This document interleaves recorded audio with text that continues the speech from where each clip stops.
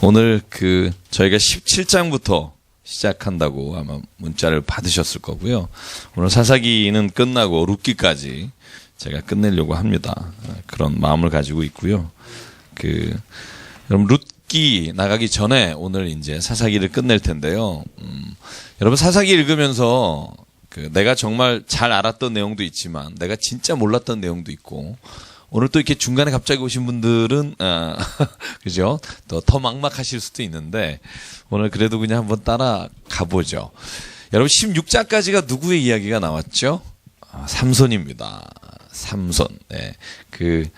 하나님께서 부르셔서 나실인으로 태어났고 또 그렇게 살아갔지만 결국 그가 하나님의 뜻을 따라 살지 못하고 또 세상에 자기가 좋아하는 것을, 특별히 이제 그분은 여자분을 너무 좋아하셔서 이렇게 여자 때문에 4명이 다 여자로 인한 문제로 꼬입니다만, 그래서 결국 죽는 순간에 마지막 블레셋 사람들을 이렇게 무너뜨림으로 말미암아 자기의 원수와 그 나라의 원수를 갚은 이야기가 나오고요. 오늘 17장부터는 우리가 좀 생소한 이야기입니다. 읽어보시면 아시겠지만 21장까지가 두 이야기인데요. 이 두 이야기가 그렇게 읽으면서 이렇게 이해하기가 쉽지 않았을 거라고 생각하고요.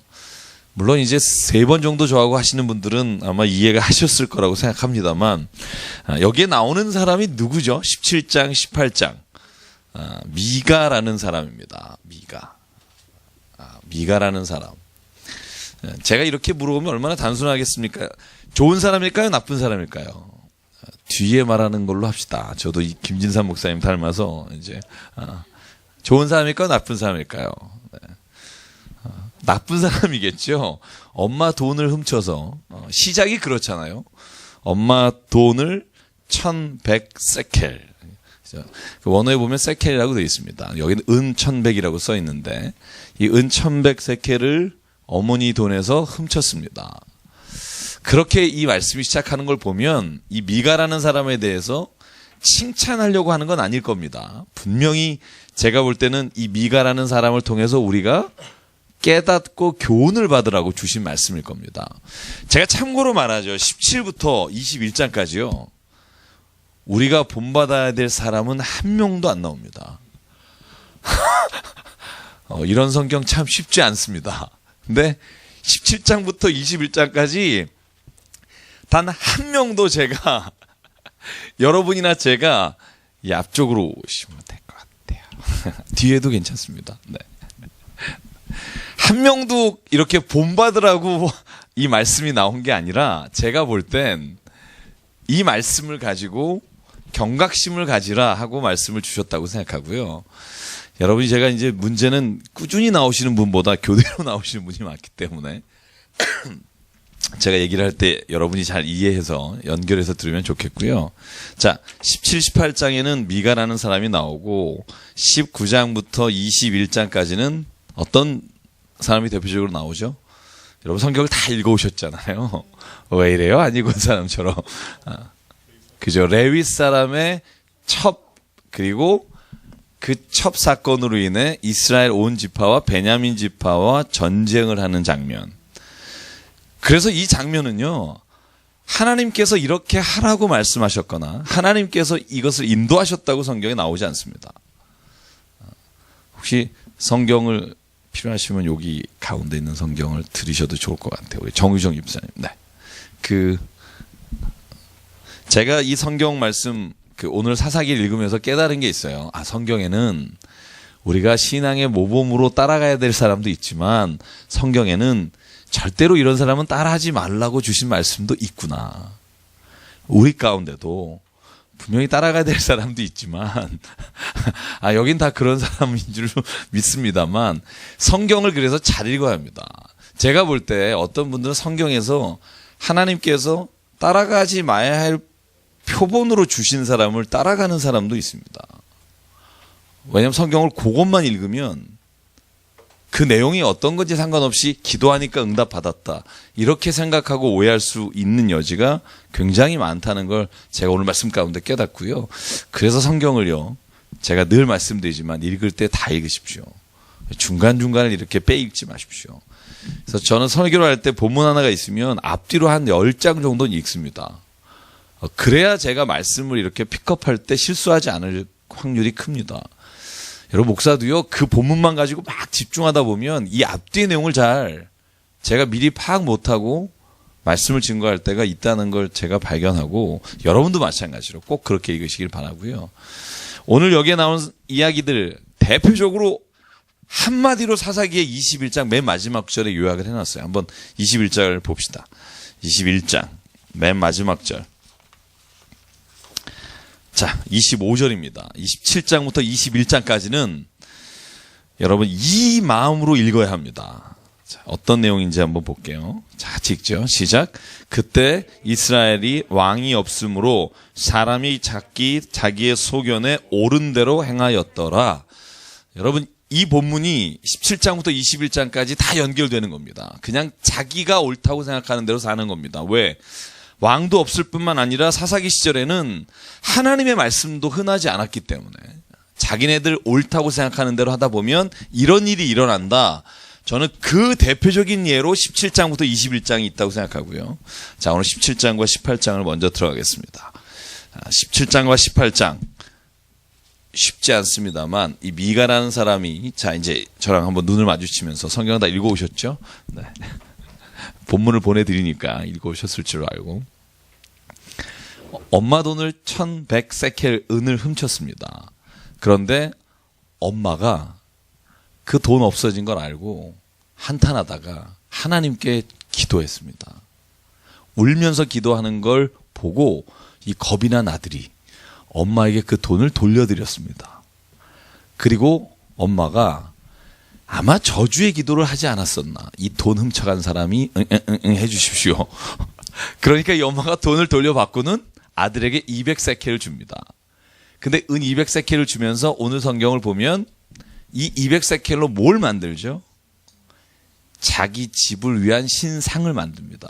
4절인데 4절을 보시면 신상을 만드는데 하나는 깎아서 만들고 하나는 부어서 만들고라고 표현이 되어 있습니다만 4절에 나와 있는 단어는 단수로 나와 있습니다. 그 신상. 그래서 아마 이렇게 생각합니다. 주물로 부어서 그것을 다시 깎아서 만들지 않았나. 어쨌든 이 신상은요, 그 자기 집안에 우상처럼 모셔두는 신상입니다.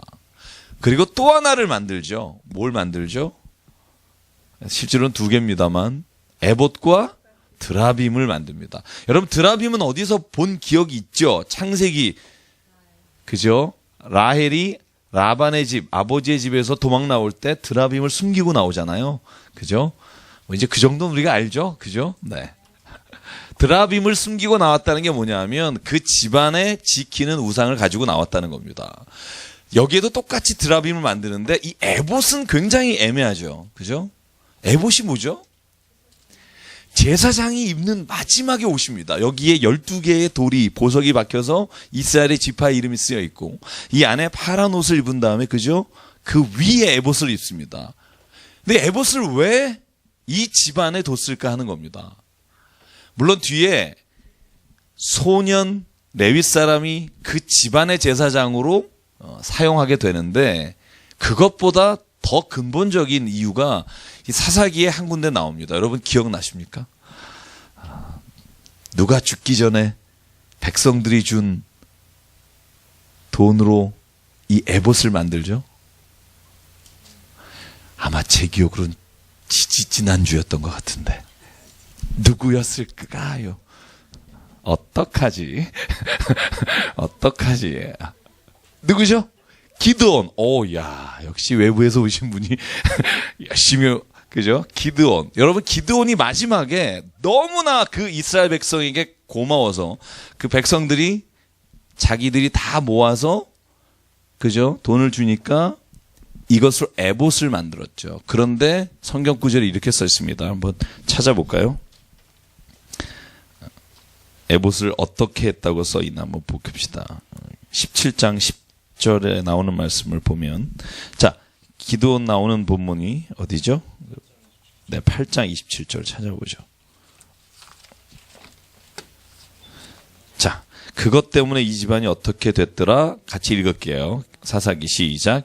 기드온이 그 금으로 에봇 하나를 만들어 자기의 성읍 오브라에 두었더니 온 이스라엘이 그것을 음란하게 위함으로 그것이 기드온과 그의 집에 올무가 되니라. 저는요, 이 말씀을 요번에 읽으면서 굉장히 많이 깨달은 게 뭐냐면, 하나님께 제사장이 제사 드릴 때 입는 특별한 옷이 한 사람에게 우상으로 잡히기 시작하니까 그게 이스라엘 백성에게는 자기가 돈을 들여서 섬겨야 될 우상이 되는 겁니다. 여러분, 에봇 때문에 그 이스라엘 집안이 음란하게 됐다는 말 참 독특한 표현인데요. 이제 에봇이라는 게 더 이상 제사장이 그 옷을 입고 성막에 나가서 하나님의 제사를 진행하는 하나님의 특별하신 임재의 표시가 아니라 이것이 그 집안의 하나의 우상처럼 여겨지면서 그 집안이 자랑거리 내지는 그 집안이 특별하게 섬기는 대상이 됐다는 겁니다. 여러분, 우리가 신앙생활에서 이런 게 얼마나 많은지 모릅니다. 제가 늘 말하죠. 십자가는 우상이 아니라 상징입니다. 그리스도께서 우리를 위해 죽으셨습니다. 우리가 그 십자가로 말미암아 구원받았습니다. 그것이 상징일 뿐인데요. 제가 우리 교회 처음 개척하고 십자가 학원에서 할 때 십자가를 못 달았을 때 우리 모녀가 교회 오셨다가 이렇게 조용히 나가시면서 하신 말씀을 어느 집사님이 듣고 저에게 주신 말씀인데요. 그분이 엄마가 그랬대요. 야, 여기 이상한 교회다. 십자가가 없다. 그리고 이제 나가셨대요. 근데 우리가 학원 빌려 쓰다 보니까 십자가를 어떻게 걸 데가 없어서 저희가 십자가 없이 예배를 드렸는데, 여러분, 십자가가 없다고 거기가 교회가 아니거나 예배가 아닌 것은 아니죠. 혹시 그런 분이 계시다면 저희 교회하고는 안 어울립니다. 그죠? 십자가가 없다고 해서 그 예배 드리는 장소가 하나님의 임재하심이 없는 것은 아닙니다. 오히려 어느 교회는요, 십자가를 없애기도 합니다.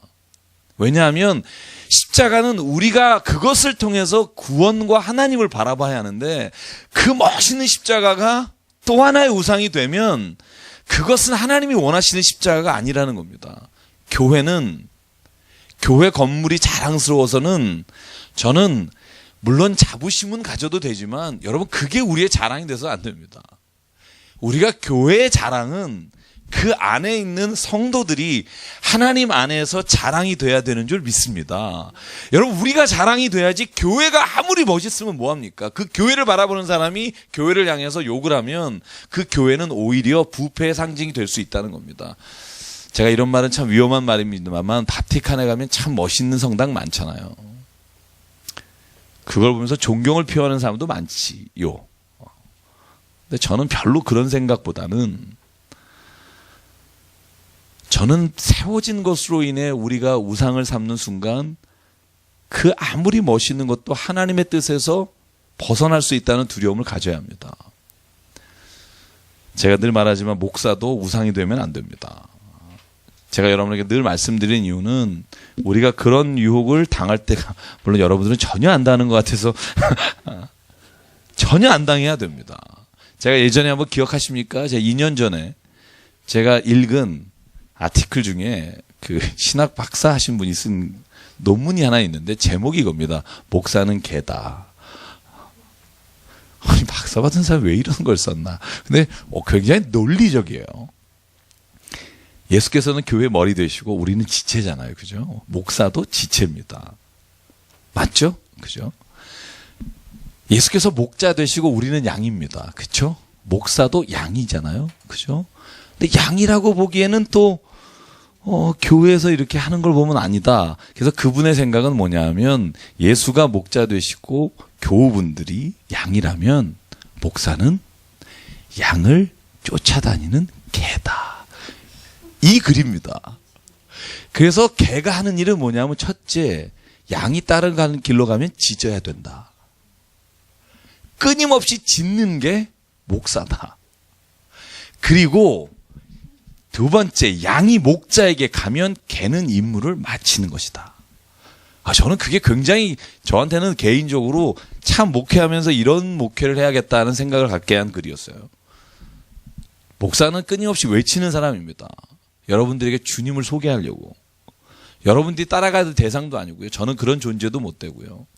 제가 다음 주에 CT에서 촬영이 있어요. 여러분 아시는 분 아시고 운영위원회에서 다음 주 화요일 저녁에 글쎄요 여기 있는 분들이 오실지 모르겠습니다만 뭐 4인 사색이라는 거 전 한 번도 못 봤는데 그거 촬영을 참 어렵게 결정을 해드렸어요.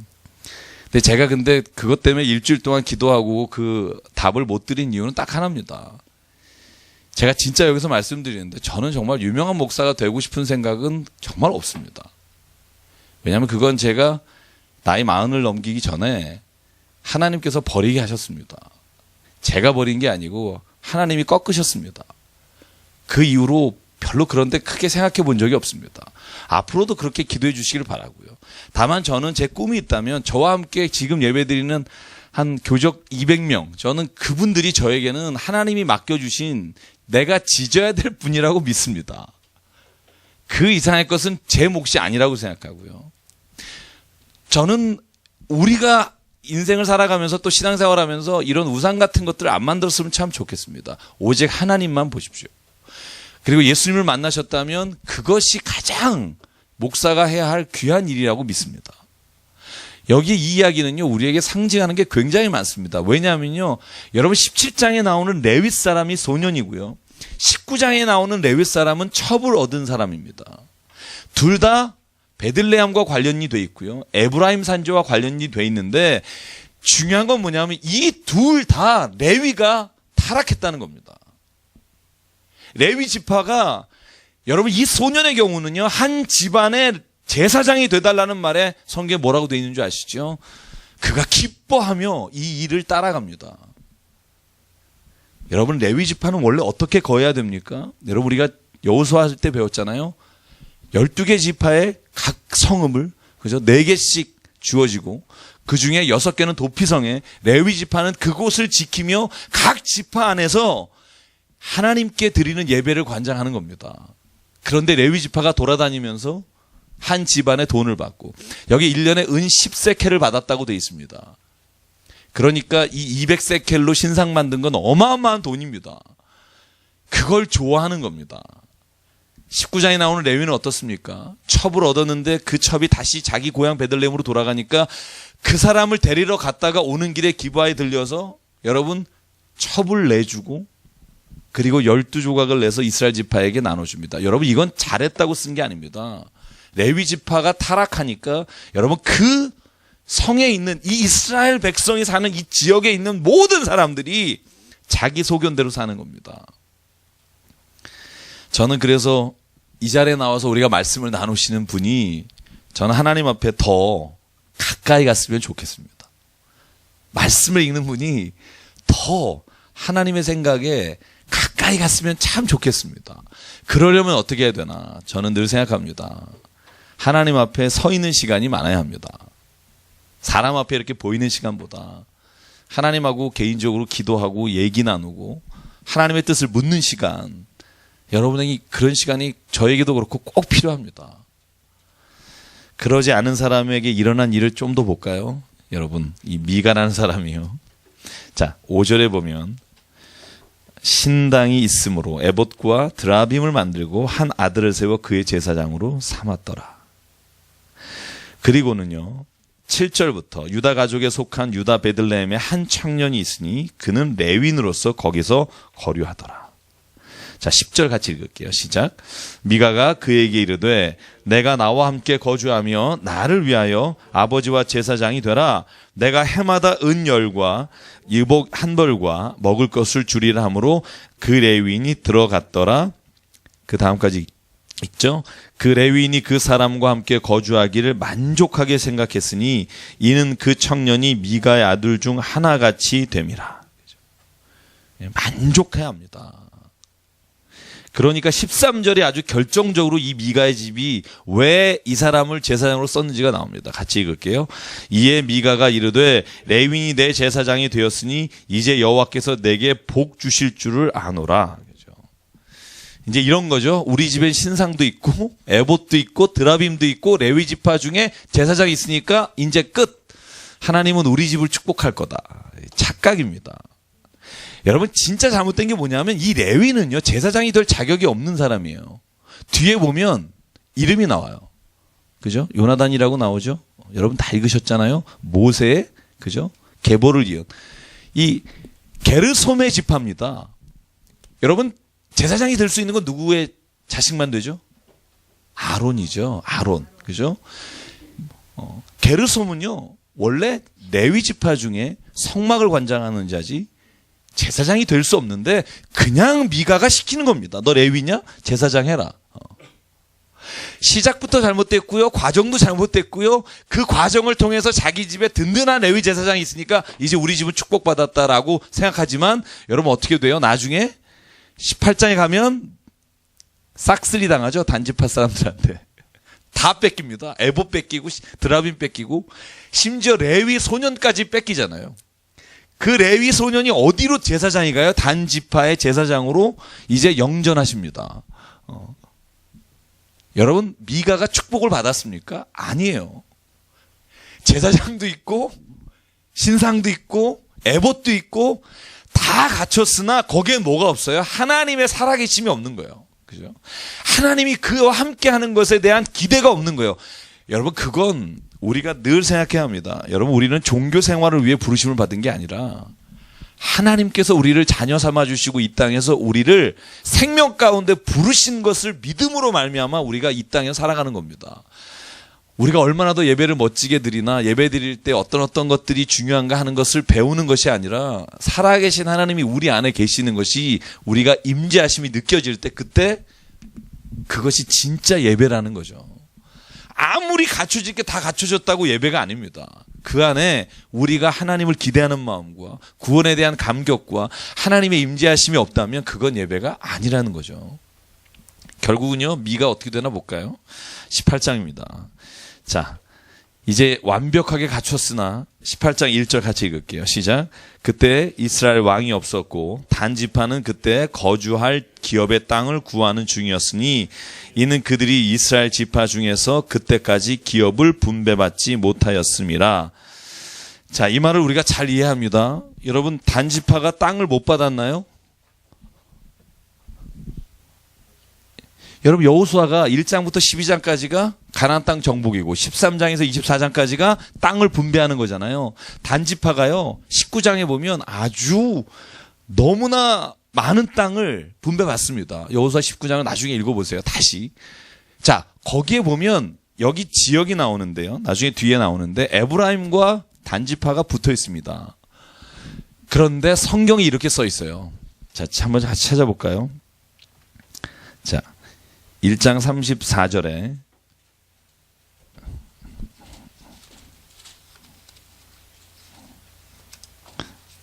보죠. 자, 사사기 1장 34절에 볼까요? 같이 읽을게요. 시작. 아모리 족속이 단 자손을 산지로 몰아넣고 골짜기에 내려오기를 용납하지 아니하였으며, 그러니까 단지파가 그 땅은 분배를 받았는데 여기에 말씀에 의하면 아모리 족속이 단지파가 산에 못 내려오게 아예 골짜기에 밀어넣어서 땅을 지금 정복하고 살아가지 못하는 겁니다. 그러니까 지금 단지파는 땅이 너무 필요하잖아요. 그래서 그 땅을 넓히려고 지금 어디에 가서 땅을 넓히면 좋을까 하고 돌아다니는 중에 오늘 온 데가 어디냐면 이 미가가 있는 집입니다. 네. 자, 미가에 있는 집에 이르렀습니다. 그래서 레위 청년의 음성을 3절에 듣습니다. 그리고 들어가서 네가 왜 여기 있느냐 묻습니다. 그러니까 2차에서 이러이러했다. 그래서 성경 18장 4절 재밌죠, 번역이. 미가가 이러이러하게 나를 대접하고, 이게 이제 블라블라 이게 설명을 쭉 하는 거고요. 이따가 룻기 보면 재밌는 얘기 나와요. 읽으면서 혹시 그거 발견하신 분 있어요? 룻이 보아스를 만나죠. 보아스가 왜 여러분 고엘 제도라고 있죠. 그죠? 고엘 제도. 친족이 죽으면 친족의 부인을 아내로 얻어야 되고 아내로 얻기 위해 그 땅을 사야 합니다. 그 보아스가 그 일을 하는데 1순위가 아니죠. 보아스가 2순위죠. 원래 1순위 남자를 찾아가죠. 그죠? 기다리고 있다가 그 남자가 지나갈 때 묻죠. 네가 룻을 1순위로 맞이할 사람인데, 근데 거기에 이렇게 나와요. 보아스가 말하기를 아무개야, 이렇게 이름이 안 나와요. 아무개야. 근데 영어 성경에 my friend 이렇게 돼 있어요. 아무개야. 그죠? 저만 재밌군요.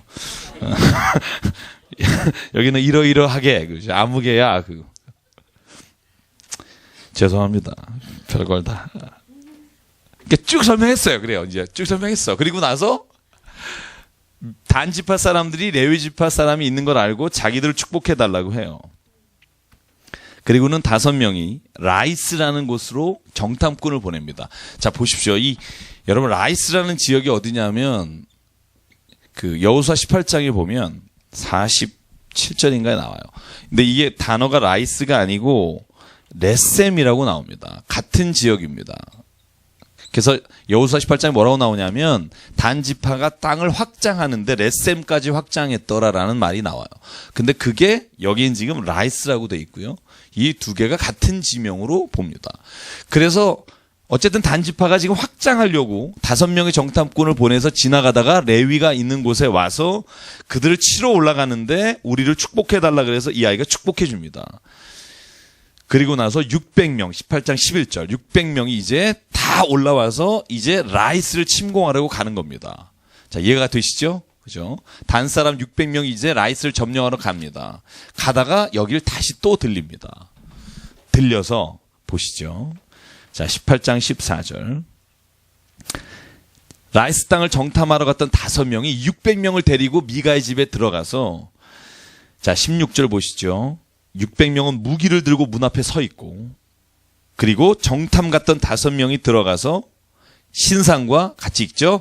에봇과 드라빔과 부어 만든 신상을 가져갈 때에 그 제사장은 무기를 지는 600명과 함께 문 입구에 섰더니 그 5사람이 미가의 집에 들어가서 그 새긴 신상과 에봇과 드라빔과 부어 만든 신상을 가지고 나오며 그 제사장이 그들에게 묻되 너희가 무엇을 하느냐? 그랬더니 19절에 꽃입니다. 자, 한 집안의 제사장이 될래? 이스라엘의 한 지파의 족속의 제사장이 될래? 이 유혹 앞에 씁니다. 이 레위 사람은요, 당연히 한 지파의 제사장이 되는 것이 하나님의 뜻이라고 생각할 겁니다. 여기는 그렇게는 안 나와요. 그죠? 제가 그래서 늘 그런 생각해요. 여러분 그런 생각 해본 적 없어요? 저는 그런 생각을 참 많이 해요. 뭐냐면 목사가 교회에서 목회하다가 큰 교회에서 부르심을 받을 때 가는 게 하나님 뜻일까? 이건 이제 저한테 불리한 얘기들인데 그게 옳은 일일까? 저는 그 생각을 가끔 해봐요.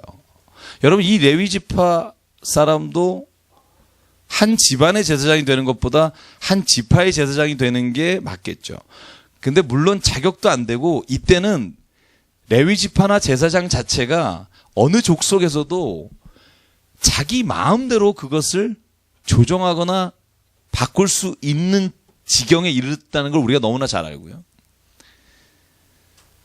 저는 이 말씀뿐만이 아니라 저는 목회자가 성공을 위해서 만약에 목회를 한다면 그것은 하나님이 원하실까 하는 생각을 늘 제가 고민 앞에 했습니다. 목회자의 진짜 성공이 뭘까? 제가 친구들 얼마 전에 인도에 선교 나갔던 친구가 한국에 들어와서 지금 지방에 있는 조그만 교회를 이제 섬기게 됐어요. 그래서 전화가 왔어요. 기철아, 그렇게 왜? 그랬더니 나 한국에 왔어. 그래서 야, 그래 축하한다. 어느 교회 갔는데? 했더니 어느 지역 모 지역에 있는 교회 갔어요. 그래서 교인은 어떻게 몇 명이 있는데? 가족 4명이야. 그래서 그래서 4명이 목회를 이제 시작하는 거니 그랬더니 그래도 하나님이 감사한 건 교회는 있는 교회는 있는 곳을 이제 임지로 주셨고 이제 여기서 하나님이 이제 4명으로 이제 시작하셔서 이룰 일을 기대하면서 제가 그 전화를 받고 제가 친구들하고 어제 저희 동기들이 친구 차 사는데 좀 도와주자. 그래서 이게 개교해가지고 이렇게 보내면서 제가 그런 생각했어요. 야, 하나님의 부르심을 받고 우리가 어디든지 가겠다고 하는데 참 그 의미가 뭘까? 여러분, 저는 이건 목회자만이 아니라 우리에게도 던지시는 질문이라고 생각해요. 제 주일날 예수라면 어떻게 하실까라는 책을 소개했듯이 우리는 늘, 저는 그 생각을 해요. 우리가 무슨 일을 할 때마다, 저는 목회 현장도 마찬가지고 여러분이 사는 삶의 자리도 마찬가지고, 예수님이라면 어떻게 할까? 예수님이라면 이걸 잡을까? 예수님이라면 이걸 잡으셨을까? 정답은 없습니다. 그러나 저는 예수님이 사랑하는 자에게는 말씀해 주실 거라고 믿습니다. 그리고 그 말씀에 순종하는 것이 기쁨입니다. 저는 그것을 발견할 때 저는 너무 행복했던 것 같아요. 그게 어떤 결정이든. 저는 여기 있는 분들도 그런 결정이 우리 안에 늘 있기를 기대합니다. 여러분, 못할 때도 있어요. 어떻게 항상 그래요. 솔직히 저는요, 예수님이 그렇게 막 말씀하는 거 들으면서도 안 들려요. 뭐라고요? 이렇게 얘기할 때가 있습니다. 근데 제가 경험해 보면, 제가 금요일날 이승준 전사님 설교하신 것처럼 내가 하나님의 음성이라는 걸 생각하고 확신하고 그걸 내가 참 힘든데도 행했을 때 주시는 기쁨이 있다는 거죠.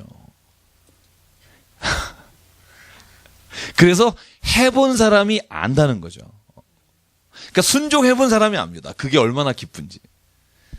그래서 한 주간 동안, 저는 여기서 성경만 같이 나누는 게 아니라 한 주간 동안 그 기쁨을 한번 좀 우리가 체험하면, 여러분 7시에 와서 식사하시면서 좀 그 얘기 좀 했으면 좋겠어요.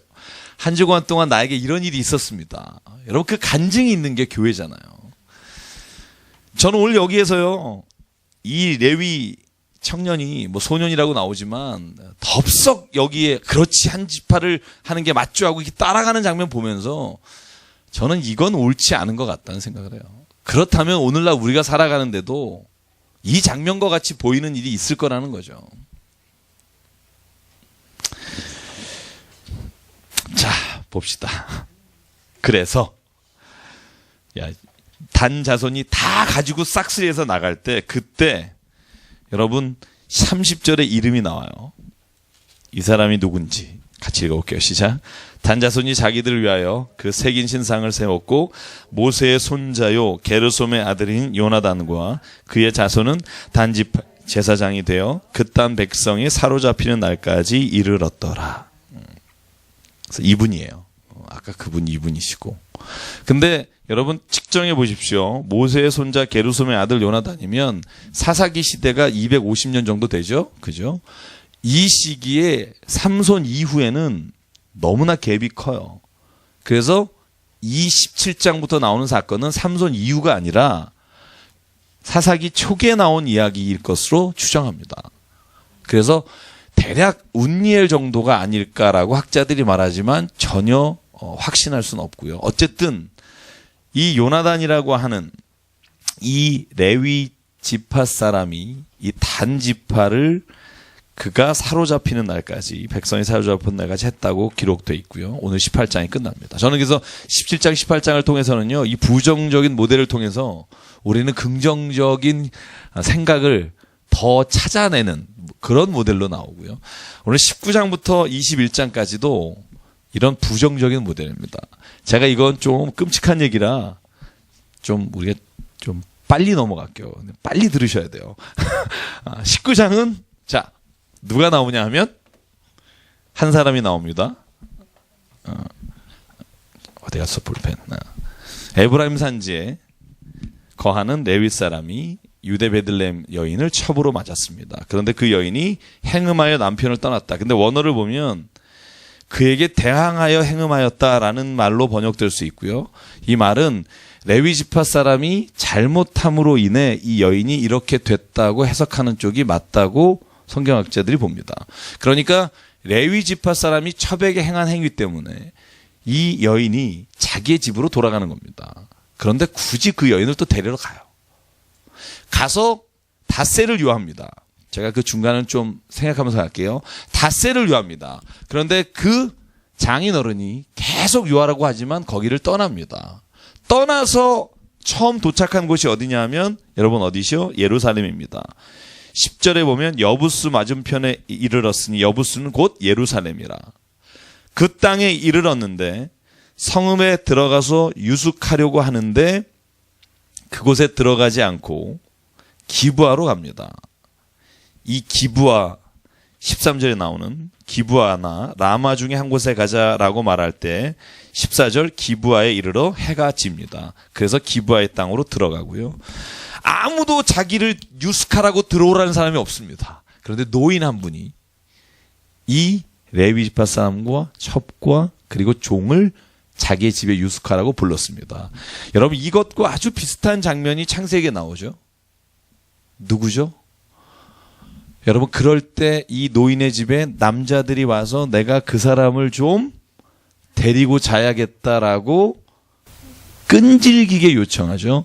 천사가 롯의 집에 갔을 때 그 앞에서 천사들을 끄집어 내달라고 했을 때 내 딸을 내주겠다고 했으나 그들이 끝까지 거절하자 눈이 멀게 하고 그 사건이 소돔과 고모라가 멸망할 때 일어난 사건이고요. 여기에도 똑같은 사건이 일어나는 겁니다. 이 기브아의 그 노인의 집에 들어갔을 때 우리가 그와 상관하겠다. 이 상관이란 말은 같이 자겠다는 말이죠. 남자가 남자를. 그죠? 하여간 저는 아직 경험해보지 못한 세계라 남자가 남자를 이렇게 좋아하는 이유를 잘 모르겠는데 그래서 첩을 주겠다, 딸을 주겠다 싫다는 겁니다. 그런데 오늘 이 장면에서 25절에 보면 보실래요? 자, 이 레위 사람이 다시 읽을게요.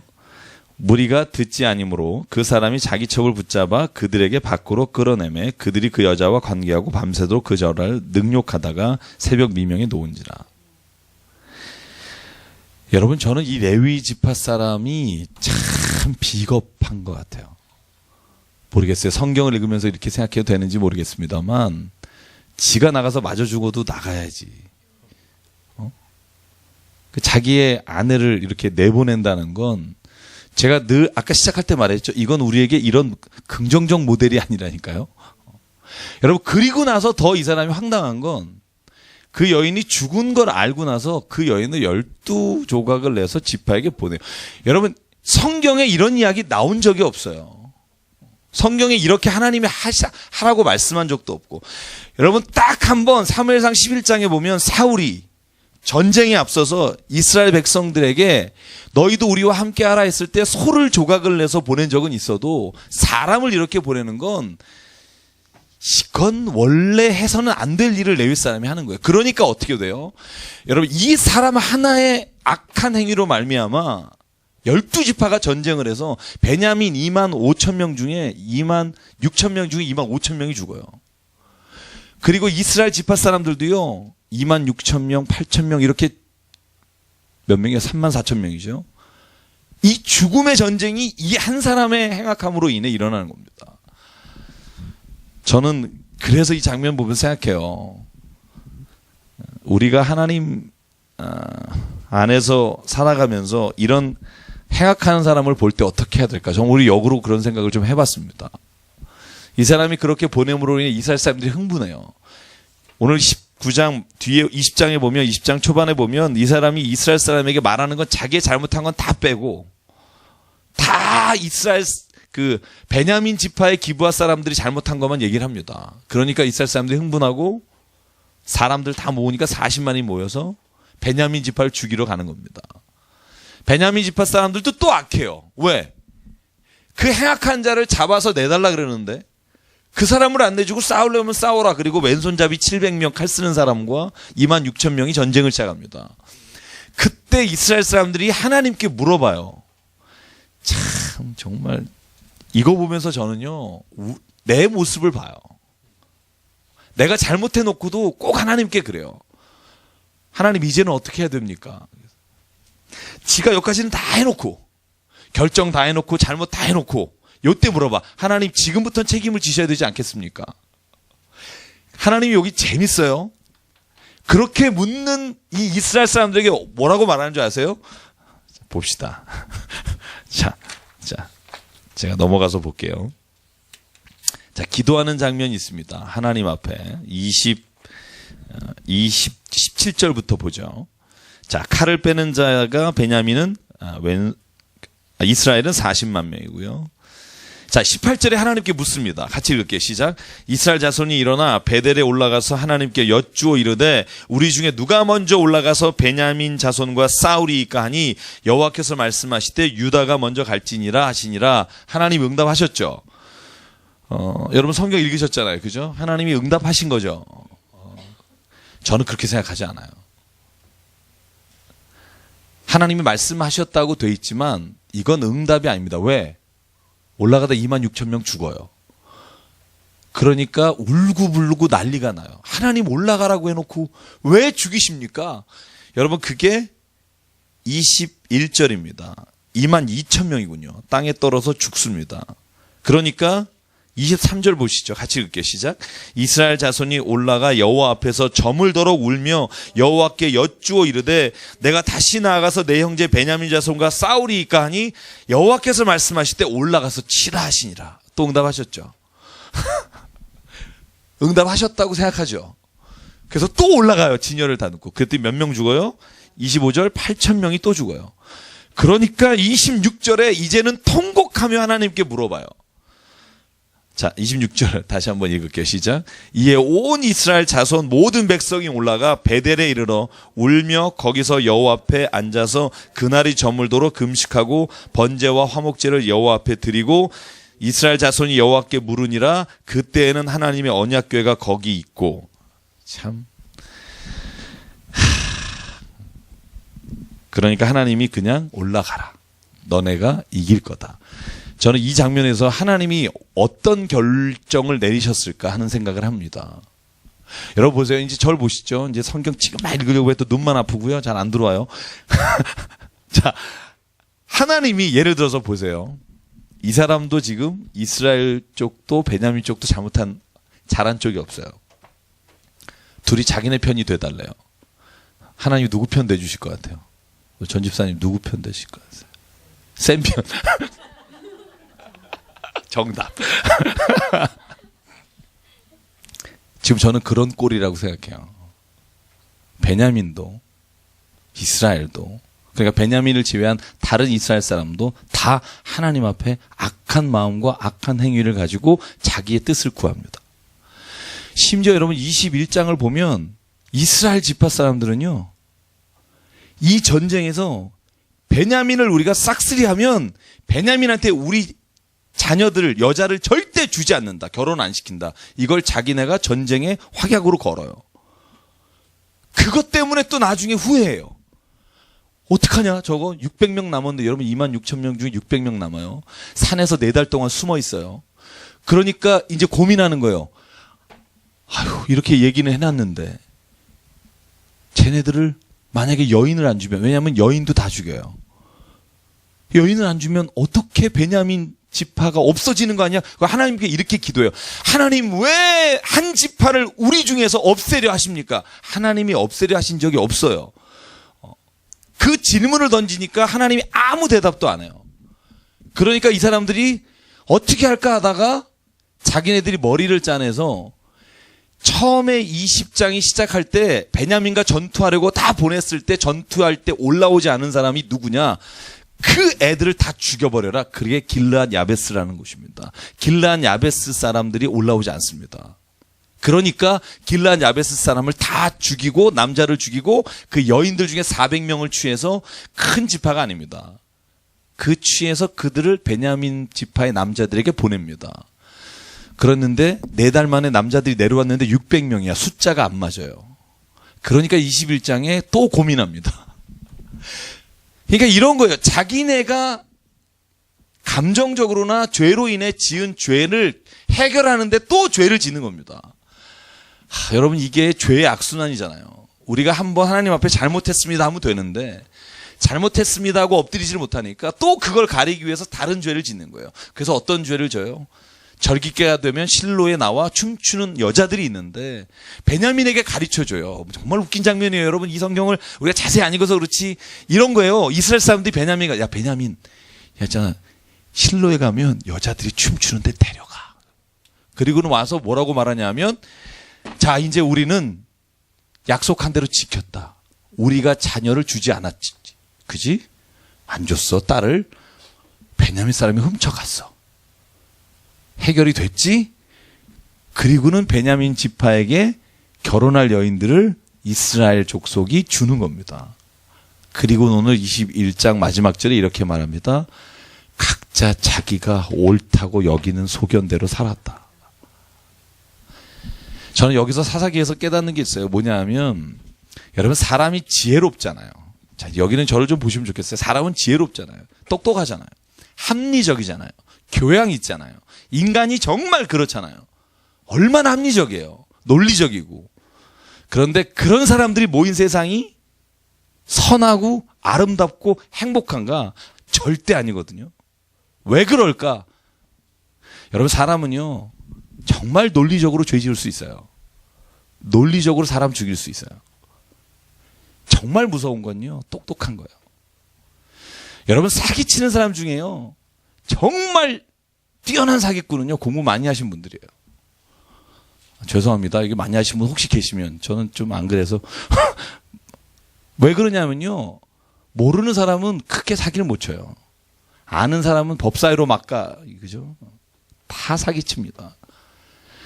저는 그래서요 똑똑한 사람이 다스리는 세상이 우리가 생각하는 하나님의 나라가 아니라 똑똑한 사람이 하나님의 말씀 앞에 순종하고 살아가는 세상이 저는 하나님이 주시는 천국이라고 믿어요.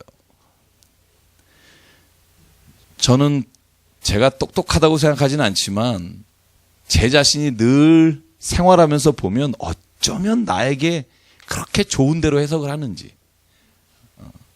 무슨 일 해놓고 나서 어쩌면 그렇게 나는 합리적으로 내가 옳은 것을 늘 항변하면서 그것을 내가 알고 있는 최대한의 지식을 동원해서 제가 잘못됐다는 걸 얘기를 한참 하고 나서 돌아와서 후회해요. 내가 왜 그랬을까? 그냥 내가 잘못했다 그럴 걸 괜히 또 그 상황에서 봐봐라. 쟤는 이렇게 했지, 난 이렇게 했지. 이러면서 내가 옳은 걸 얘기하지만 결국은요. 내가 진짜 선하고 옳기 때문에 내가 옳다고 머리를 쓰는 게 아니라 내가 지기 싫고 내가 누군가에게 비난당하는 게 싫으니까 그 순간을 모면하기 위해 이성을 작용하는 거예요. 그래서 여러분 저는 안철수인지 문재인인지 또 박여사인지 뭐 어떤 분이 될지 모르겠지만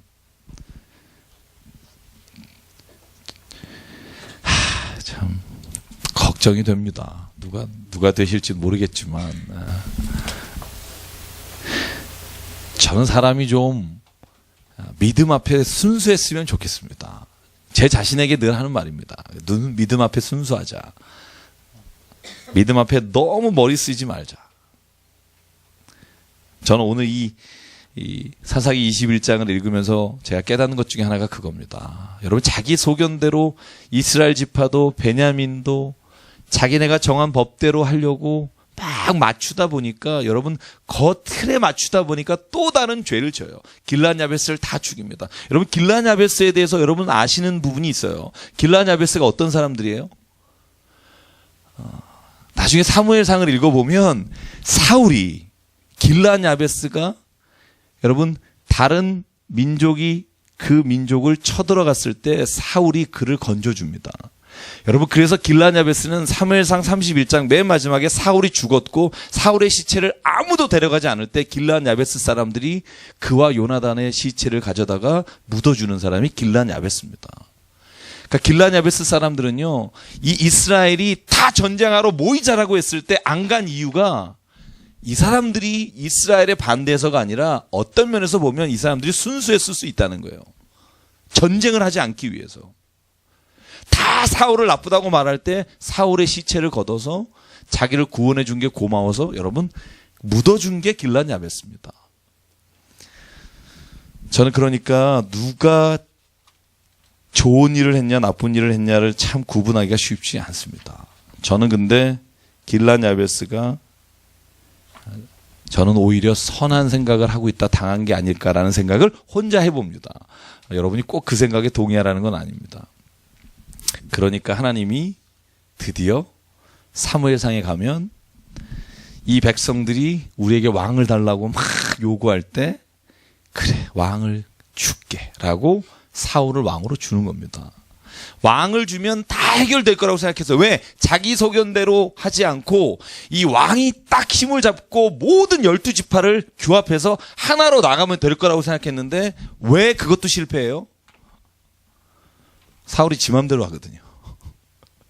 12지파를 잘 다스려 달라고 뽑았는데 사울이 12지파를 다 압제를 하니까 여러분 결국 왕권도 멸망하잖아요. 솔로몬 때 솔로몬 자식들이 또 그러니까 여러분 사람이 법을 세우고 사람이 만들어 놓은 곳에 자기가 당한다니까요. 제가 늘 예언하잖아요. 자본주의가 얼마 안 남았을 거라는 게 제 생각이고요. 자본주의가 지금의 형태로 간다면 제가 요즘 그 노숙자 하는 분들에게 인문학 강의 계획하고 있어서 저희가 지금 챕터별로 이제 저와 함께 사역하는 교수님들하고 나누고 있는데요. 이 공평이라는 단어 제가 오늘 페이스북에 올렸는데 제가 그걸 공부하면서 참 이 땅이 공평한 적이 있었나 이런 질문을 던져요. 희망의 인문학이라는 책에서 던지는데 그게 이런 질문이에요. 우리는 다 그래도 이 땅이 공평하다고 생각하지만 한 번도 공평한 출발선에서 누구도 같이 출발해 본 적이 없어요. 어떤 사람은 이미 다 저 한 1000m 앞에서 출발하고 있고 어떤 사람은 출발선 저 한참 뒤에서 아예 출발도 못하고 살아가는 사람도 있어요. 이게 누구 때문인가 아무도 몰라요. 언제부터 이 사회적 합의가 이루어졌는지도 모르고 그 사회적 합의로 해서 어떻게 이렇게 양쪽이 달라졌는지도 모르고 근데 그걸 극화시키는 게 자본주의라고 저는 생각이 들어요. 방법이 있느냐? 없어요. 저는 방법은 하나님 앞에 깨달은 사람이 자발적으로 나눔으로 인해 이루어질 수밖에 없지 법과 제도는 한계가 분명하다고 생각해요. 머리가 좋아서 만든 그 법이 또 사람을 아주 기가 막히게 실망시킬 겁니다. 저는 그 안에 살아서 역사하는 사람들이 움직여야 된다고 생각하고요. 저는 그게 제가 이 땅에 살아가면서 해야 될 일 중에 하나라는 생각을 갖습니다. 저와 여러분이 그런 생각을 꼭 다 공유할 수는 없겠지만 저는 그래서 믿는 사람들이 중요하다고 생각해요. 여러분 이 땅에 천만이 진짜 신자라면 저는 반드시 이 땅은 변할 수 있다고 믿거든요.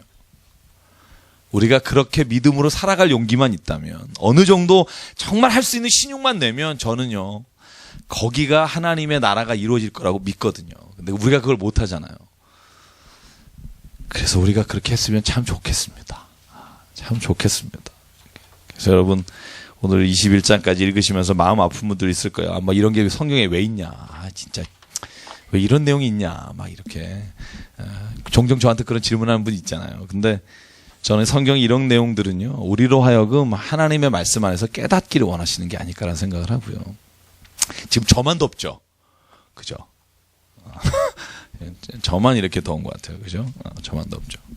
자, 오늘 지금 잠깐 이제 약간 제가 룻기는 제가 볼 때 한 15분? 15분 정도면 제가 여러분하고 스토리텔링 할 수 있을 것 같고요. 사사기에서 질문 있으시면 질문 받겠습니다. 사사기에서 질문. 여러분 21장까지 정말 왔잖아요. 그죠? 참 여러분 대단하세요. 제가 늘 인도하면서도. 근데 제가 더 대단하신 분은 그 인터넷으로요. 제가 오늘 아침에도 전화를 받았는데 이걸 한 번도 안 빼주고 보신 분이 있어요. 경중가에서 부부가 전화하셨더라고요. 설교랑 이걸 보시고 너무 고맙다고. 그래서 제가 너무 고맙다고 그랬어요. 그런 전화를 주셔서. 그러니까 참 성경을 그렇게 읽으시는 분이 있더라고요. 그러니까 그걸 이렇게 화면을 놓고 자기 쉽지 않거든요. 저도 이렇게 좋아하는 분, 아무리 좋아하는 분도 설교를 매주 들으려고 해도 한 달에 어떨 때 몰아서 보지 이렇게 매주 정해놓은 시간에 볼 수가 없는데 참. 근데 저는 제 개인적으로는 제가 성경을 읽으면서 다른 어떤 설교도 좋고 예배도 너무 좋은데 저는 개인적으로 성경을 읽으면서 하나님이 주시는 음성이 너무나 강해요. 저는 그게 제가 진짜 이렇게 감당하지 못할 정도로. 그래서 제가 성경을 읽을 때마다 너무나 좋아요. 너무 좋아. 그래서 제가 교우분들에게도 늘 강조하는 게 우리는 강제는 아니지만 정말 성경을 읽으면 좋겠다. 그 생각을, 이 사사기는 어려운 걸 지금 잘 관문을 통과하셨고요. 이제 사무엘상부터는 재밌습니다. 우리가 잘 아는 내용들도 나와요. 우리 아는 이름들 나오잖아요. 사울, 다윗, 솔로몬 뭐 이런 거죠. 열왕기 상하까지, 역대 상하까지, 그죠? 제가 여러분에게 이 사무엘상, 열왕기 상하 읽을 때 역대 상하가 똑같은 내용이라는 거 우리는 알잖아요, 그죠? 그래서 사무엘 상하가 역대 상입니다. 열왕기 상하가 역대 하예요. 똑같은 내용을 다른 시각으로 썼어요. 마치 복음서처럼. 그러니까 여러분이 사무엘 상하를 읽으면서 역대상을 읽으면 야, 똑같은 얘기가 달라요. 그리고 사무엘 상하에 있는 이야기가 역대상엔 없어요. 여러분에게 그걸 제가 복사해 드릴 거예요. 왜? 여러분이 연구하려는 게 아니라 성경은 그래서 참 다 보면 너무 경이로울 때가 있어요. 성경. 이 66권을 참 한 권으로 이렇게 교부들이, 우리 신앙의 선조들이 우리에게 주신 건 저는 큰 하나님의 은혜라고 생각하고요. 그래서 여러분 성경을 사무엘상부터 읽을 때는 제가 여러분에게 병행되는 역대상하를 읽도록 나눠주려고 그랬는데 제가 볼 때 오늘 지금 제가 프린트 안 해놨더라고요. 그래서 제가 여러분에게 다음 주에 오시면 나눠드릴게요. 일단은 사무엘상을 다음 주에 반 정도 읽어오시고요. 제가 그럼 역대상하고 같이 나가겠습니다. 왔다 갔다 찾으면서 너무 재밌어요. 그리고 시각이 달라요. 특별히 사무엘상 하에는요, 솔로몬과 다윗이 죄진 건 다 나와요. 근데 역대상에는 빠진 게 있어요. 그 부분을 한번 읽으면 여러분 재밌게 읽을 수 있고. 질문 받을게요. 딱 하나만 받죠. 사사기나 지금 여호수아서에서 질문. 뭐든지 좋습니다. 둘 중에 하나죠. 완벽히 이해를 하셨거나 도무지 무슨 말인지 몰랐거나, 그죠? 자, 용기를 주셔서 감사합니다. 네. 제가 그 성경을요, CD를 누가 선물로 줘서 왜 계속 나오는 거 있잖아요, 성경. 대초에 하나님이 천지를 창조하시니라 뭐 이거 있잖아요, 그죠? 별이 있으라 하시며 별이 있고 이거 있는데, 야, 이걸 읽으면서 집중력이 한 10분 넘어가면 안 들려요. 그러니까 뭔가 이렇게 들어오긴 하는데 무슨 내용인지 모르겠어요. 성경도요, 여러분 읽다 보면 이런 거 있어요. 눈은 가고 있는데 더 이상 내 안에 메모리가 안 돼요. 그죠? 제가 왜 이렇게 자꾸 스토리텔링으로 얘기하냐면, 저는요, 이걸 그렇게 읽으면서 다시 읽고 제가 한 5번은 읽잖아요. 그죠? 한 주간에 여러분에게 말씀을 드리려고. 근데 5번만 읽냐? 아니요. 또 이해 안 가면 찾아봐요, 다. 그러다 보면 저는 시간이 무지무지 걸리는데, 그래야 제가 얘기를 드릴 때 여러분들이 그냥 지나가는 얘기로도 들으면서 어떤 내용인지 알 수 있을 것 같아서 제가 하는데, 도움이 됐으면 좋겠어요. 정말 도움이 됐으면 좋겠어요. 정말. 제가 이 창세기부터 여기까지 지금 왔는데, 네, 도움이 됐으면 좋겠고, 여러분이 좀 읽었으면 좋겠고, 옛날 이야기 듣듯이 이렇게.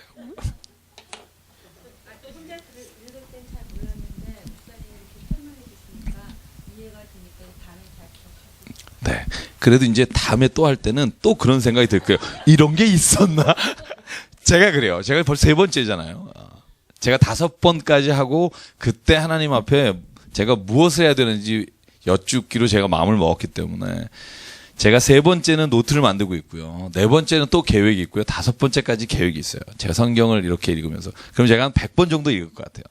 그 다음에 물을 것 같아요. 하나님, 이제는 내가 뭘 하시면 좋겠냐고 묻고 싶어요.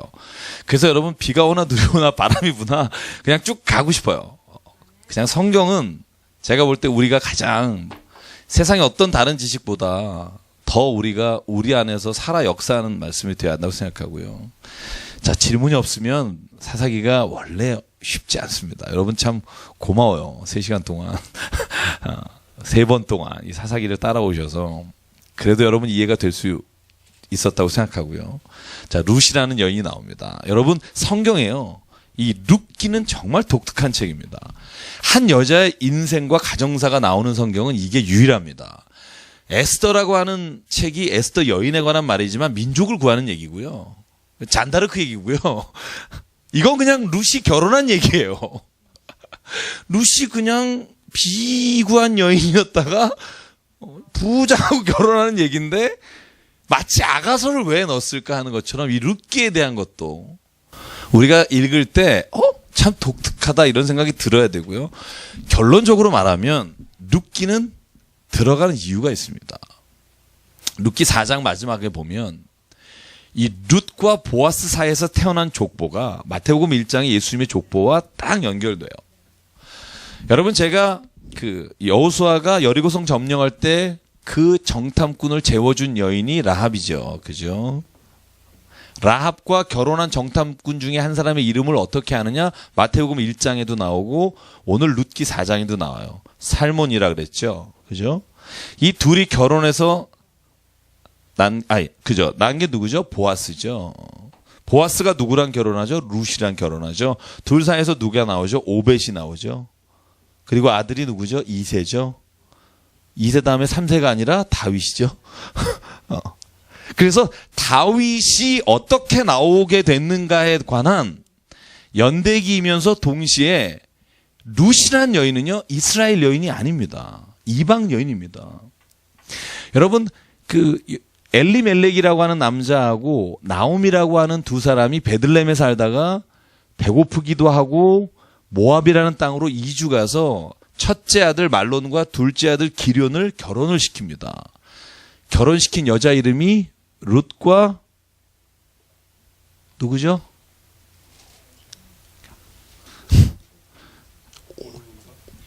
오르바, 그죠? 이 두 여인은 다 모압 여인이에요.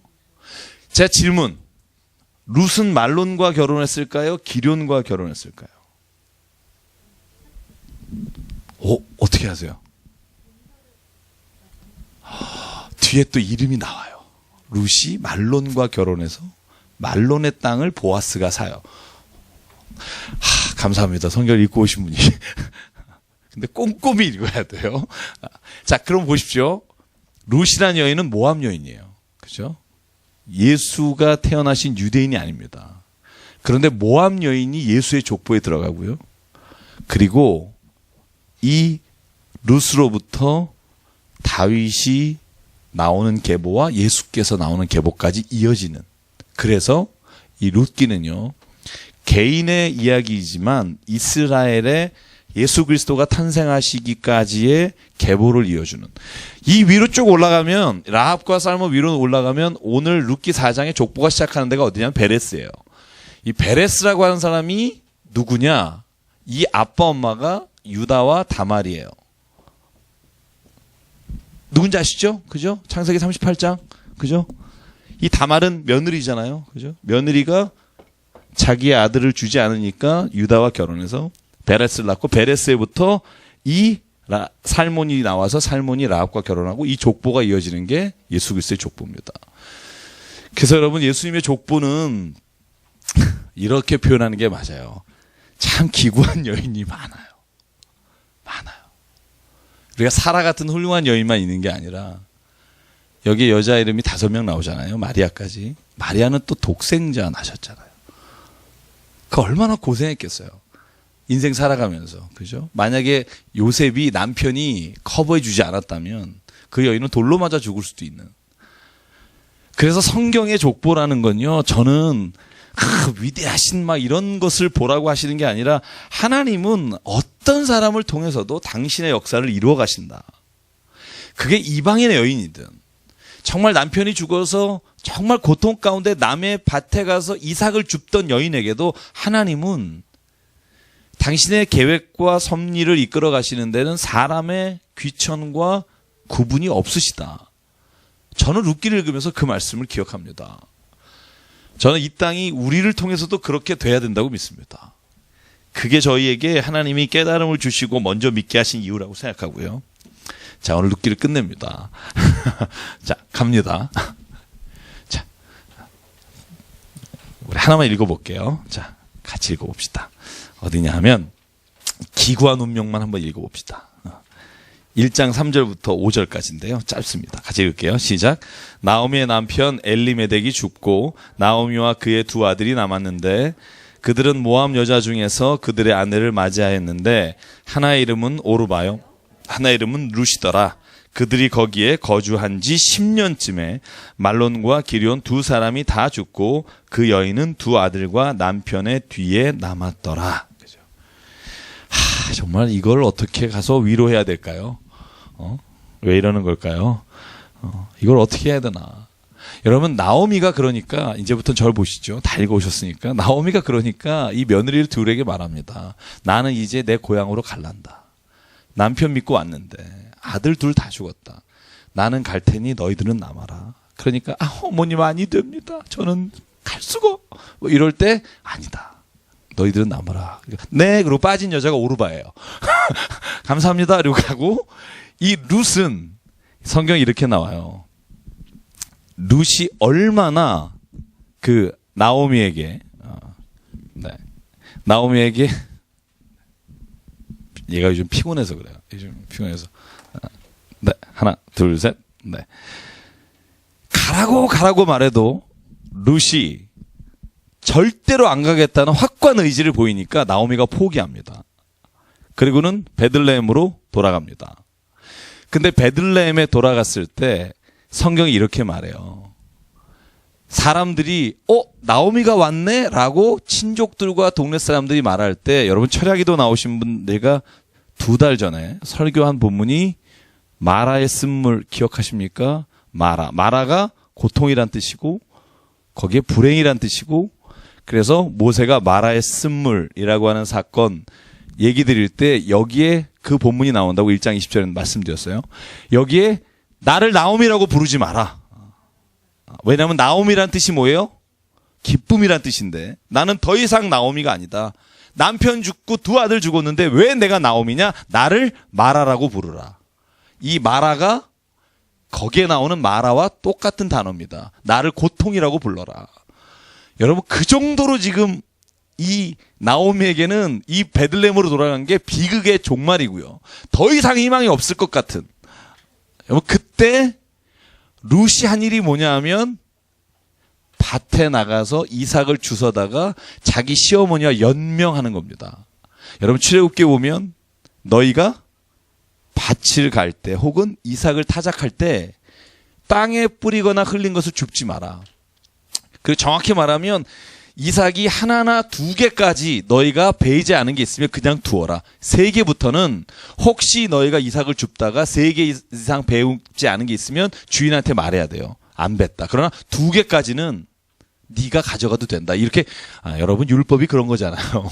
아주 세세하게 조합을 해놨어요. 근데 오늘 나오미와 룻이 그것으로 먹고 사는 겁니다. 여러분, 그 처지에 있던 사람들이 나오미가 보아스의 밭에 가라고 알려주고요. 2장에 보면, 2장으로 넘어갈게요. 보아스의 밭에서 룻이 이삭을 줍는데, 여러분, 나오미가 가라고 하기 전에 룻이 우연히 간 게 보아스의 밭입니다. 자, 한번 2장 3절 읽어볼게요. 시작. 룻이 가서 베는 자를 따라 밭에서 이삭을 줍는데 우연히 엘리멜렉의 친족 보아스에게 속한 밭에 이르렀더라. 그렇죠? 제가 여기 우연히라는 단어를 보고 주석서를 찾아봤더니 거기에 이렇게 써 있더라고요. 제가 그걸 읽으면서도 또 그렇지 알고 있었지만, 우연히 룻은 보아스에 갔지만 하나님은 그 우연을 하나님의 계획으로 이끄셨다. 저는 그 말이 참 저에게 와닿았어요. 여기 우연이라는 단어가 강조도 있는데, 룻은 우연히 갔는데 우연히 갔다가 시어머니 나오미에게 고백을 해요. 어디 갔었니? 보아스라고 하는 아주 현명한 사람. 그 현명하다는 뜻이 뭐냐면 굉장히 부유하지만 또 지혜로운 사람의 집에 가서 밭에서 가져왔습니다. 그러니까 1에바예요. 여러분, 1에바면은요 23리터예요. 여러분, 하루에 23리터를 붙인 거 굉장히 많이 준, 어떻게 많이 주술 수 있었어요? 2장 읽으신 분 알죠? 보아스가 야 떨어뜨려 남겨 성경에 그렇게, 물론 이렇게는 안 나오지만 성경에 점잖게 나와요. 보아스가 종들에게 이르되. 그러나 저는 이렇게 남겨, 그리고 다 준다고 뭐라 그러지 마. 성경에는 뭐라고 써 있어요? 종들에게 책망하지 말라 하더라. 그죠? 비슷하잖아요. 아닌가요? 제가 너무 또 흉내내면 뭐라 그럴까봐 자제하는데, 그죠? 그러니까 우연히 가서 일 내봐. 그러니까 23리터를 가지고 가니까 나오미가 깜짝 놀라서 물어봐요. 근데 보아스의 집이라 그랬더니 깜짝 놀라는 거예요. 나오미가. 보아스라고? 보아스가 누군 줄 아니? 우리의 고엘 제도라고 말씀했죠. 고엘을 맡을 자다. 그러니까 우리를 대신하여 밭도 사주고 다시 남편이 팔았던 것을 되갚아주고 그리고 너를 결혼할 사람이 바로 보아스다. 그러니까 이제 내가 시키는 대로 해라. 이게 2장과 3장의 이야기입니다. 여러분, 그러니까 룻은 우연히 갔으나 하나님은 그 일을 하나님의 계획으로 바꾸셨다. 이게 이 성경을 읽으면서 어떤 주석가의 말씀인데 저는 그 말씀이 너무나 맞고요. 자, 그래서 20절 한번 볼게요. 20절 나오미가 깜짝 놀라면서 하는 말입니다. 시작.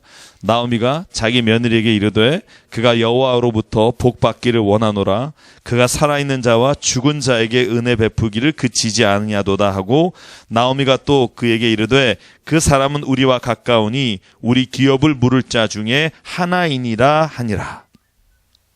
여러분, 보리 추수할 때입니다. 여러분, 보리 추수할 때에 이 일이 일어나요. 1장 마지막에 보면 여러분, 보리 추수할 때가 성경의 절기로 하면 77절입니다. 그죠?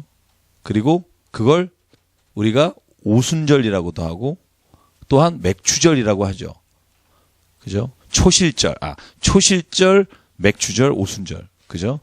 그 기간 동안에 일어난 일인데요. 그러니까 보리를 타작할 때니까 얼마나 많겠어요. 그 타작에서 남은 것들이. 그래서 그 나오미가 3장에 보면 룻에게 가르쳐준 전략이 뭐냐? 다음에 가거든 보아스가 밭에서 타작하다가 자러 들어갈 때 네가 그 이불 속에 들어가라. 며느리에게 참 좋은 걸 가르쳐 주죠. 근데 이게 고엘 제도에 의하면 권리예요. 권리. 그러니까 시어머니가 이 며느리에게 너가 보아스에게 가서 너의 권리를 찾아라. 그래서 시어머니가 시키는 대로 보아스가 잠자리에 들어갔을 때 룻이 들어갑니다. 그러니까 보아스가 깜짝 놀라서 물어보죠. 누구냐? 그러니까 내가 이러이러한 여인이고 기업을 물을 자가 당신입니다. 그러니까 여인아 여기에서 조용히 나가라. 그래서 사람을 못 알아볼 시간에 그곳을 떠나고 내가 기업 물을 자의 1순위가 아니라 2순위다. 내가 1순위인 사람을 찾아가서 너를 찾아올 방도를 찾겠다. 그리고는 자 보시죠. 성경의 12절에 자 같이 읽을게요. 시작. 3장 12절. 참으로 나는 기업을 물을 자이나 기업 물을 자로서 나보다 더 가까운 사람이 있으니 그리고는 이 밤에 머물라 내가 그 사람을 만나겠다. 그리고는 보아스가 성문에서 기다립니다. 4장 1절입니다. 성문에 올라가서 거기 있어 마침 보아스가 말하던 기업 물을 자가 지나가는지라 보아스가 그에게 이르되 같이 읽죠. 아무개여 이리로 와서 앉으라 하니 그가 와서 앉으매. 성경에 아무개라는 게 나오나요? 그러니까 저는 여기 외에는 잘 못 본 것 같아서 이게 동그라미를 쳤는데 모르겠어요. 아무개요. 그러니까 자 여기서부터 이제 절 보시죠. 고엘 제도에 대해서 제가 말씀을 잠깐 드릴게요. 여러분 고엘 제도라는 게 뭐냐면 아까 말씀드린 대로 자 여인이 남편이 죽고 자기가 재산 상속 권한이 없어요. 그죠? 그러니까 고엘 제도를 통해서 이 여인에게 결혼하거나 데려갈 수 있는 사람들에게 자기를 그죠? 결혼할 수 있도록 해줘야 합니다. 그래서 제가 창세기에 다말과 유다를 이야기할 때 다말은 아주 사악한 여자가 아니라 당연히 권리로서 고엘 제도의 혜택을 받아야 하는데 지금 시아버지가 그걸 안 해주기 때문에 권리를 찾은 여인이라고 말씀을 드렸고요. 여기도 마찬가지예요. 그런데 조건이 있어요. 그러니까 고엘의 자격이 첫 번째 혈연 관계여야 합니다. 그러니까 신명기 25장에 보면 혈연이어야 하고 두 번째 자원해야 합니다. 자원한 사람이 먼저입니다. 세 번째는요, 능력이 있어야 됩니다. 그 여인의 대신 밭을 사주고 그 여인과 함께 할 수 있는. 그리고는 의무가 있습니다. 가난한 혈족의 땅을 도로 사줘야 하고 레위기 25장 부당한 피해를 당한 친족을 위해 복수를 해야 합니다.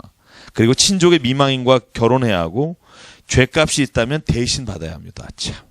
그러니까 이건요 여인에게 재산이 상속되지 않기 때문에 이 율법에서는 이게 권리인 거예요. 이걸 안 하는 사람이 나쁜 사람이지 이걸 받으려고 하는 사람이 나쁜 게 아닌다는 거죠. 그걸 이해해야 우리가 다말이나 룻의 이야기를 이해할 수 있고요. 그 과정 중에 이제 봐봐요. 오늘 이제 마지막입니다. 보아스가 자 자기의 기업물을 1순위일 사람 찾아가죠. 찾아가서 뭐예요?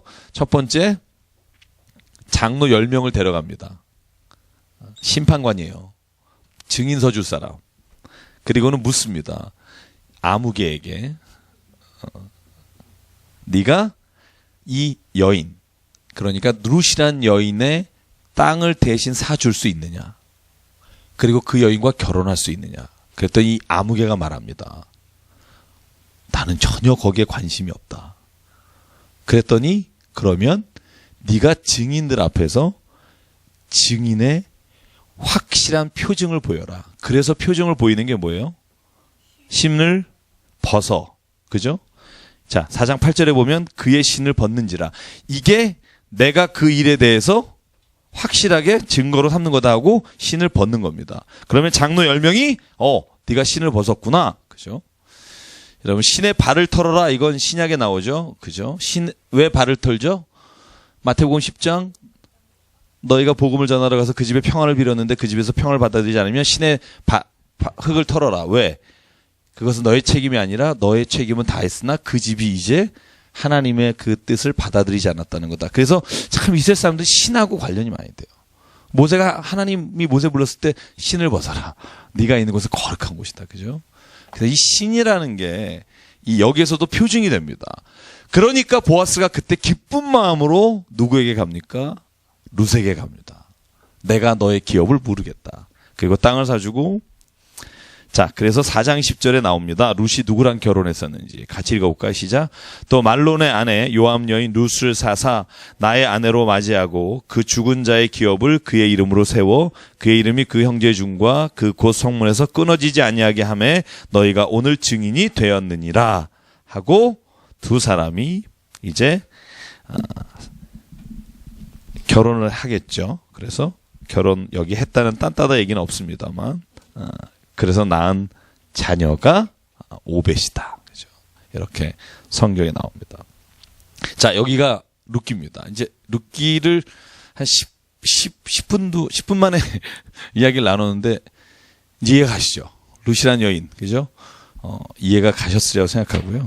자, 그래서 오늘 룻기를 읽으면서 제가 처음에도 말씀을 드렸지만 저는 룻이라는 성경 말씀은 저는 정말 하나님께서 어떤 사람을 쓰시는가에 대한 질문의 답이라고 생각해요. 하나님은 하나님을 믿는 사람을 사용하신다. 그 사람의 자격이나 조건이 먼저가 아니라 저는 성경에 보면 항상 믿음이 하나님의 사용하시는 첫 번째다. 그래서 저는 어떤 상황에서도 믿음을 말합니다. 내가 좋을 때 믿음 없는 사람 별로 없어요. 근데 내가 정말 어려움과 고난 가운데 있을 때 저는 그 믿음이 살아난다고 생각해요. 보여지고 증거되고. 그래서 저와 여러분이 그런 증거가 날마다 있었으면 참 좋겠습니다. 그랬으면 좋겠고. 자, 마지막으로 질문 받을게요. 자, 제가 언제나 9시 5분 전에 끝내려고 제가 마음을 먹고 있습니다. 오늘은 좀 일찍 시작했어요. 그죠? 여러분이 일찍 오셔서 얼마나 좋은지 몰라요. 그죠? 저 음식도 끝나고 좀 드시고요. 얘기도 좀 나누시고 가십시오. 질문 없으시죠? 네. 역시 질문하시던 분이 오늘 빠지니까 오늘 질문이 없으시군요. 네. 집사님, 네, 계셨군요 한 분이. 네. 네, 네.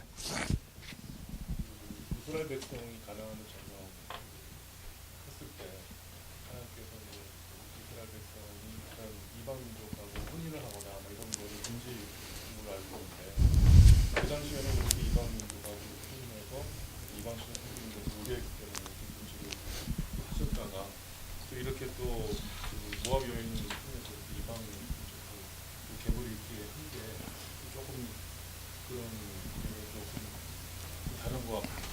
전 집사님이 답을 얘기하셨다고 생각하는데요. 그러니까 이방 여인과 결혼하지 못하게 한 이유가 이방의 신을 섬기게 될까봐 그랬는데 이 룻은요 이미 나오미가 모압에 갔을 때 저희가 자세한 얘기를 안 했지만 성경에 이렇게 돼 있어요. 룻이 나오미가 믿는 하나님을 믿어. 그 나오미가 섬기는 것처럼 하나님을 섬기더라. 그러니까 룻은 이미 이방 여인이지만 하나님을 믿고 그 믿음으로 이스라엘로 돌아온 여인이기 때문에 저는 그것에 대한 문제는 없다고 생각하고요. 오히려 또 더 나가서 여러분이 이건 좀 기억했으면 좋겠어요.